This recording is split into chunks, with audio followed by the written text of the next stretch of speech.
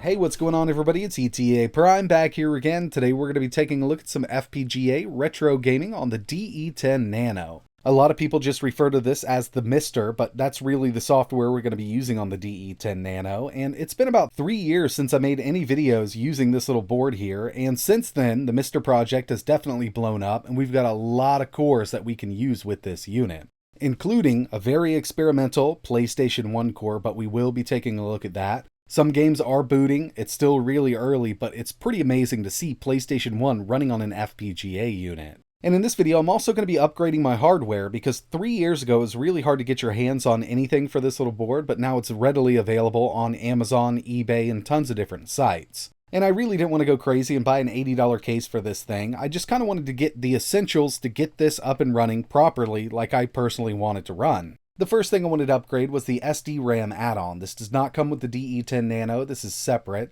The original model that I have is only 64 megabytes, but in order to get some of these cores running properly, like NeoGeo, you need 128 megabytes. So I purchased a new SD-RAM module. And as you can see, the I/O board that I have for the top of this was never finished. It's kind of beat up now, and my fan's missing. I used it for another project. So I just went ahead and picked up another analog I/O hat for this. We've got VGA out, we've got a few buttons up top here for the OSD, got some LEDs, and that fan comes included, so it will keep this thing nice and chilly. And the very last thing I wanted to add to this was some USB ports, because personally I like plugging in a controller or using a 2.4 gigahertz dongle along with a wireless controller. And you can always go out and buy the USB I/O board. It attaches to the bottom of the De10 Nano, but I just used this micro USB hub here with 4 extra USB ports. And as for the base, I just used an X-Acto knife and cut a piece of expanded PVC. I've got some sheets of it laying around here. Drilled 4 holes so we could use those standoffs on the bottom of the De10 Nano. And once it's put together,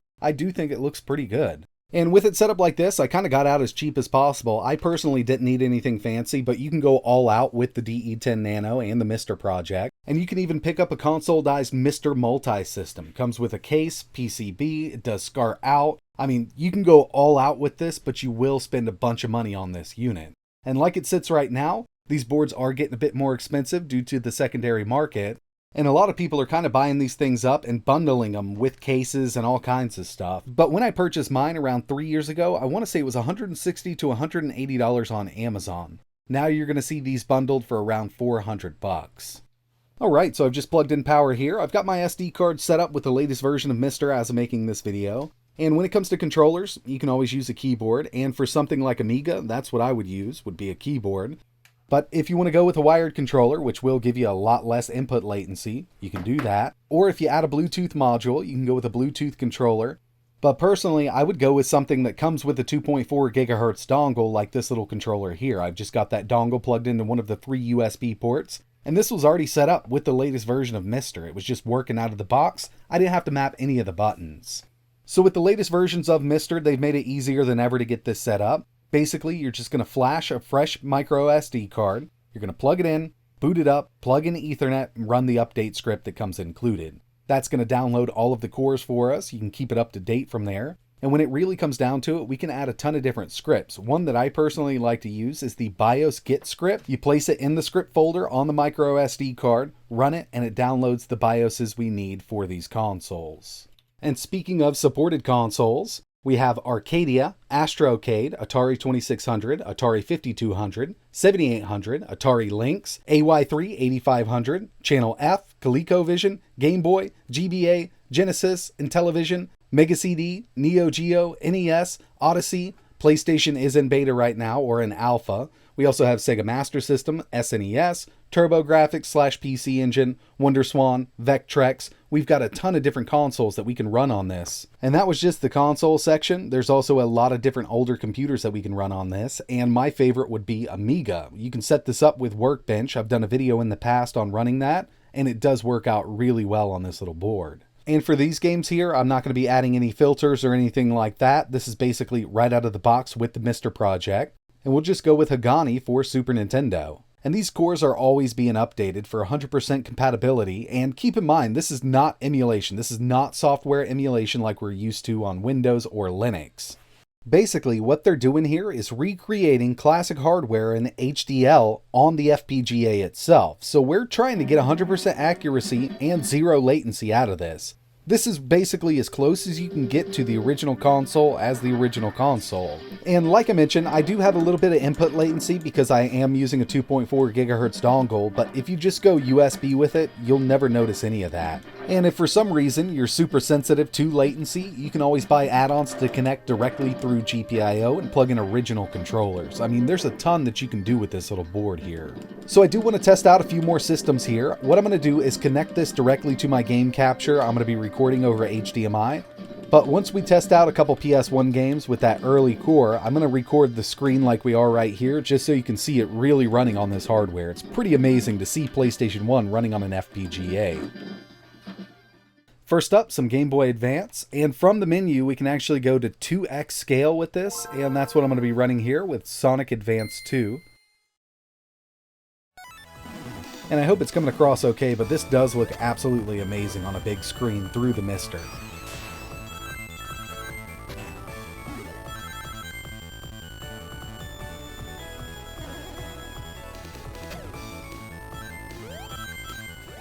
Moving over to Game Boy, and once you boot this up, you're going to notice we've got black and white, but we can always go right in here. Audio, video, custom palette, and this is just the auto custom palette. There are more that you can actually install manually if you want to.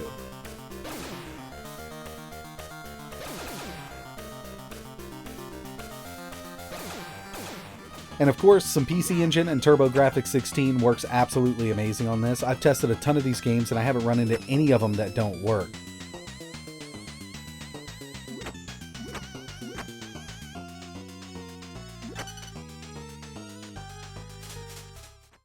Another one we have here is Sega CD or Mega CD. I'm just going to go with Sonic CD, and this feels really good playing it on this FPGA.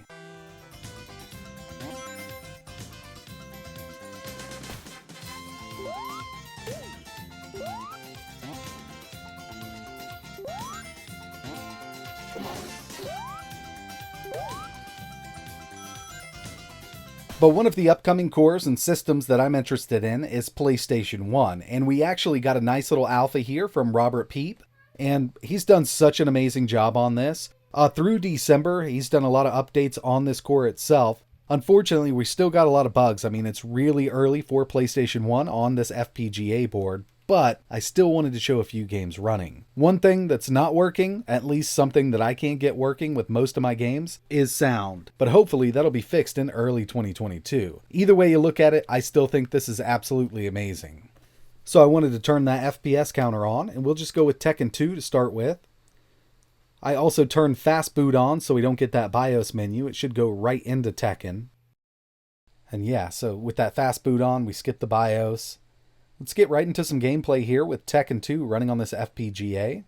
FPS is up in the top left-hand corner. We still do see some dips every once in a while, but it's still really early, and I got a good feeling that in 2022 we're going to see a lot of progress on this core for the Mister, and we're going to get some really good PlayStation 1 performance on this thing. So I'm just going to play through Tekken 2 a little bit here, and then we'll move over to a Crash Bandicoot game and Castlevania.